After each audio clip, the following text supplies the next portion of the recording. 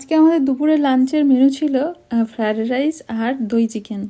তো রাইসটা আমি অনেক সবজি দিয়ে, প্রচুর সবজি দিয়ে বানিয়েছিলাম, মটরশুঁটি, গাজর। আর এখানে নেদারল্যান্ডের গাজরগুলো যে নিয়ে আসে ছোট ছোট গাজর, কিন্তু এত মিষ্টি এই গাজরগুলো না, কাঁচাই খেতে খুব ভালো লাগে।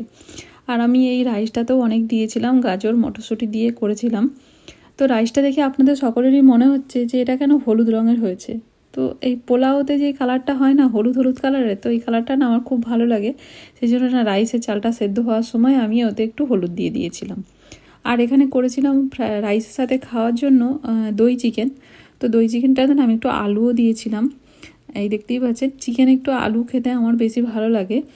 আর এর মধ্যে না আমি কসৌরি মেথি আর অনেকটা পরিমাণে দই দিয়ে চিকেনটা বানিয়েছিলাম। আর তার সাথে খাওয়ার জন্য নিয়েছিলাম স্যালাড। তো এই বললাম মিষ্টি মিষ্টি গাজর, সেই জন্য স্যালাডে গাজর আমাদের সবসময় থাকে।